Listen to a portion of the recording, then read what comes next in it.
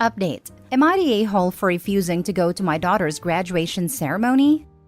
Original post. I, 40s female, have a daughter 18 female who I'll call Bev. When she was younger, her father, broke up before she was born, was very involved in her life, and she was admittedly a dad's girl. But this all changed when she turned 8 and he got married. He barely called and just abandoned her for his new family. This was obviously hard on her and she rebelled a lot. But she went to therapy and seemed good. Bev has not seen him since she was 12 and he speaks to her maybe 3 times a year maximum. When he calls, she believes he is now back in her life for good, then he ghosts her for the remainder of the year. This being said, Bev and I have a great relationship. We do everything together. She even refers to me as her best friend, so I'd say we have a good relationship.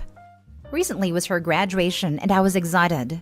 But then she came to me a week before and told me she is going to invite her dad and a son. And because her dad doesn't want to see me, I can't come. Bev told me that was the only way he was gonna go. I angrily told her I felt betrayed and won't forgive her for this. She just told me I have been there for many of her milestones and she wants her father to experience some too. Things got heated and we argued. The night before her graduation, I pleaded with her, but she ignored me when I spoke. It only said, "I'm sorry, but I'm not changing my mind." I left and cried, until my sister offered to take me out during the graduation to take my mind of it and I agreed. I woke up the next morning to my daughter bawling her eyes out. I looked at the time and realized the ceremony starts in 5 minutes. I asked Bev why she hasn't left yet. Bev then tells me her father ditched her and isn't answering anymore. I hug her and tell her to make the most of her graduation. She looked shocked and asks if I'm not going to the ceremony now that her father isn't anymore, and how it'll be embarrassing to be the only one there without parents. I told her I'm sorry, that I already had plans. She then screamed and called me a bad mom. I apologized once again and got ready to meet my sister. I chose not to go because I felt betrayed and wanted to teach her actions of consequences, even if it broke me that I didn't go. Since Bev returned, she hasn't spoken a word to me, and she looks depressed and like she's been crying for ages. I'm starting to regret not going. My sister says I did the right thing, but one of the moms at my daughter's school said she was depressed at graduation. And now I feel bad that I ruined what was supposed to be a day to remember because I wanted to teach my daughter a lesson. So am I the a-hole? Now for the top comments before reading the update. Not the a-hole. You gave her an important lesson about maintaining relationships with the people who are there for you and not blowing them off for the next new thing that comes along. I fully agree. Daughter treated her horrendously. Daughter might now go no contact, but she would be an a-hole to do so given how she's treated her mother. Adopi, stop apologizing. You didn't do anything wrong. The more you apologize, the more your daughter believes that she was right in her actions. At best, you can say, "Look, I understand you're hurt and I'm sorry you're upset, but this is a consequence of your actions." You, as a parent, could have handled this better. You could have just went to support her, despite how she hurt you by pulling that crap with her dad. And this is by no means agreeing with what she did. I firmly believe she was an a-hole for that, nor diminishing your hurt feelings. That being said, graduating from high school is a pretty big deal. If I was in the same situation and this happened to my kid, I would have been there for her. Because if you love your child, you stand up for them, despite their misguided and ill-advised intentions to capture the love of an absent parent. Had you done that, it would have the desired effect of her seeing that her dad really ain't shit to where he can even pull it together to be there for his kid. Despite him not wanting to see you, he should have been able to suck it up for at least a couple of hours, as opposed to attempting to ban you from the ceremony. But he didn't. What he did was way worse. He dashed her hopes and let her down. Again. That act alone was sufficient enough to rip the blinders right off her. And you went right ahead and compounded the issue. Instead of being the best friend and parent that she says you are, you essentially abandoned her too. That was like a punch to the gut, and she got a hard dose of reality. Like I said before, I am in no way condoning what she did, but what you did could just as easily backfire on you. Not only did her dad ditch her for one of the most important events in her life, but so did her mother, all in an effort to punish her for hurting your feelings. Being a parent means that this happens from time to time. Nobody's perfect, and we all mess up from time to time. If you don't want your feelings hurt, don't have kids, don't get married, etc. If you don't get ahead of this, you will be on a fast track to no contact with your kid. Do you really want that? As soon as she's able, she'll try to get away and stay away from you as fast as she can. You need to apologize and make it right. But seeing as she still lives with you, you also need to make this a teachable moment. Acknowledge that you acted out of hurt and anger. Let her know while you could have handled it better, your feelings were no less valid. Remind her of the fact that you were there for her this whole time when her father would make only cameo appearances. And for her to deny you the chance to share in this achievement with her was really painful and unfair to you. Help her to understand that her father has shown a consistent pattern of behavior where she is concerned and is very unlikely to change it. He has shown her over and over again who he is. It's time for her to believe him. Do this without bad-mouthing him. I cannot stress enough how important this is. She needs to draw her own conclusions from this. And last but not least, both of you need to go back to therapy. This is a big hurdle to overcome, but with time and patience and a helpful outside perspective, you two can see yourself through to the other side of this. Hoping the best for you both. Final judgment, everyone sucks here. Now for the first update. I don't think I'm a bad mom for this one thing, and I accepted judgments and read everything. To answer your question, Bev does go to therapy. This is the first time Bev has ditched me for her dad. She's been doing it for 10 years. This is the first time I have said no to her after her father abandoned her. I've asked her therapist if Bev is being manipulated, and she said no based on Bev and her father's messages, and my daughter is just grasping onto a reality that isn't there. Update. I went to my daughter and apologized for not going to her graduation. I also explained that it is not a nice feeling to be left out and I feel underappreciated. Also, that is fine to want her father there for her, but I should too. Bev told me that she's sorry things ended this way, and that she loves me, hugged me, and wants things to go back to normal, and that she acted like a witch. I told her nevertheless I should have been there, and if I could do this all over again, I would have gone. Honestly, I said this as I thought she now knew her dad can't be trusted, and I felt for her. Then I asked her if she regrets uninviting me in the first place, and unsurprisingly she said no. This hurt me, but I figured it was because I didn't go so it was understandable. But no, she continued saying that it was probably best I didn't go because she would have been more miserable as she would have preferred her dad to be there anyway. Then I got angry though I didn't show it. I told her my feelings were hurt, especially since I've been there for her. And she said that she's always going to want her dad there for her big moments. I asked, even at the expense of me and knowing he most likely won't show? And she replied, I mean if I have to make sacrifices, I'm going to have my dad there. I repeated the question as she seemed to be swerving it, but she just shrugged and went on her phone. I told her not to expect everyone to apologize and turn a blind eye when she doesn't value them in the real world. And I also said, knowing how she feels, don't expect another apology from me. And this is the last time I'm doing this. She looked teary-eyed, but I left. I don't know how other parents do this.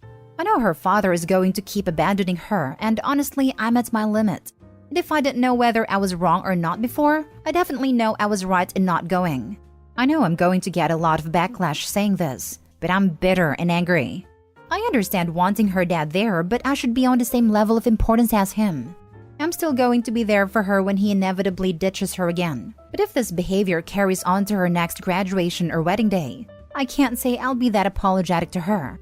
I should have just listened to NTA. Potentially consider getting therapy yourself, even temporary. I'd have a hard time getting past this, even for my own daughter. I'm sorry this situation is part of your life right now. I agree that Opie should get some therapy if not already receiving any. Opie can't control her daughter's feelings, but Opie can control her own feelings and reactions when daughter acts/disappoints her with wanting dad to show up. Opie, this is a tough situation and I do hope it works out for you. I would have similar feelings of frustration/resentment/anger. Hopefully, daughter will see that her dad's action speaks louder than words. When someone shows you who they are, pay attention. Gosh, I know it's hard, but if she honestly feels that way, then you're right in how you responded.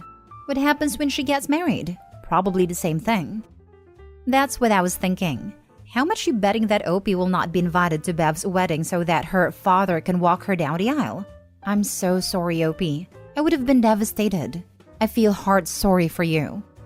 True. And if that happens, I hope Opie doesn't fund a dime of it or lift a finger to help plan a wedding she's not invited to.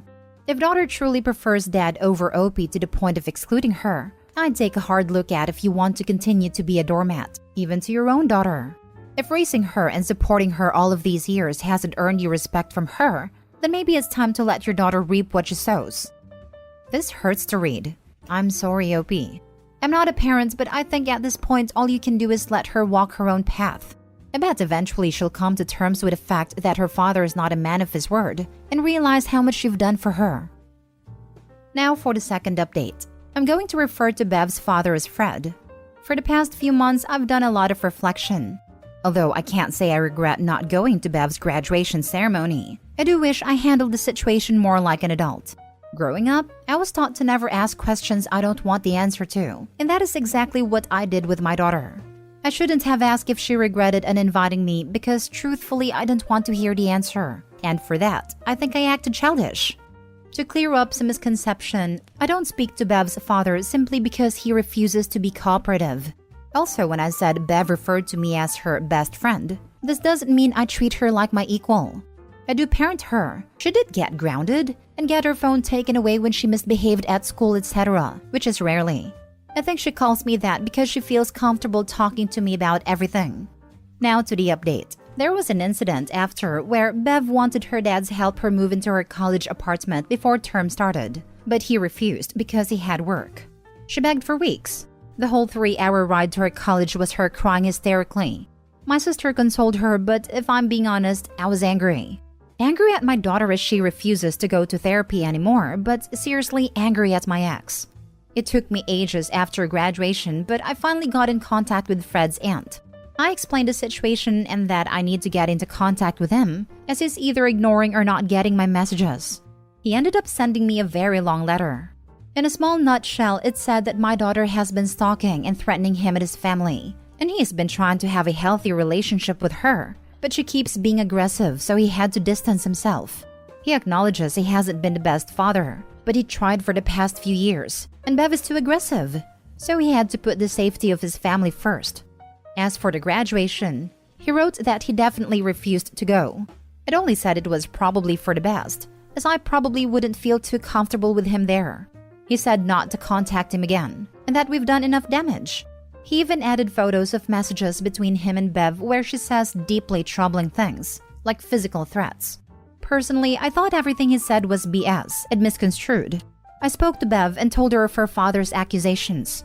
She broke down in tears hysterically and admitted that she hasn't been the nicest to Fred's wife and child, understandably, but she never threatened and stalked them. I was trying to calm her down. I told her I believe her and suggested therapy. Then she turned on me, blaming me for the breakdown between her and her father's relationship. She swore at me and broke stuff. She told me to stop trying to villainize her father when I'm the problem. She called me a burden and a cancer and said I should have stayed out of her business. I was called a bad mother and told I should burn in hell. To be clear, she was never violent towards me. She packed her stuff and left, presumably back to college. Me or my family haven't heard from her since. I called and called but only got one message from a random number telling me to leave her alone. I told her I'm always here when she's ready to talk. It's been 2+ months since I spoke to her. I'll never admit this to anyone, but honestly, I feel relieved. My self-esteem plummeted and I felt dead for the longest time because of this situation. I'm going to therapy and feel the tiniest bit better. I finally went on a date yesterday for the first time in a decade without getting guilted. In hindsight, mine and Bev's relationship were nowhere near perfect. I don't know what more I could have done, but I wished I did more. She's my child and she was a victim of an overall crappy situation. Now for the closing comments. I fear there will be another update and it will not end well. It never is. One of my former co-workers told me he had to stop contact and visits with his son. The whole time I knew co-worker's son was the apple of his dad's eye, even after he got married and had a baby. Sometime during the pandemic when his son approached 13, something in him snapped. Co-worker said he had primary custody and things had been going well in therapy, but son still had visits with his mom. When he returned, he was vile towards his baby sister and looked at her with nothing but hate. Son started destroying things and threatened to off her and a new wife. The therapist told co-worker that his mom had been feeding him horrible things and to not doubt his threats because son admitted he really did want to off her in sessions. One day he destroyed half her room and tried to take the baby by force. Co-worker was forced to send his son back to his mom. He tried to maintain phone contact and FaceTime, but his mom stopped taking him to therapy or giving his meds. ADHD and anxiety, and it got so much worse. He had to go no contact completely. It won't end well. That kid will do something awful at college. 1. Stalk a popular guy. 2. Sleep with an older or married professor. 3. Do something severely messed up to another girl there. 4. She enters an abusive relationship with an older man that preys on her insecurity. 5. She turns to alcohol/drugs to numb the pain. 6. She has an oops baby with a first genuinely nice young man that she meets and becomes a controlling and hysterical young parent who expects her mother to financially support her whilst manipulating and controlling the access of her mother and the father of her child to seeing the baby. 6b. Father abandons the baby to get away from Bev's manipulative grasp, and the cycle begins again. Jesus, the daughter is messed up. It needs help like yesterday.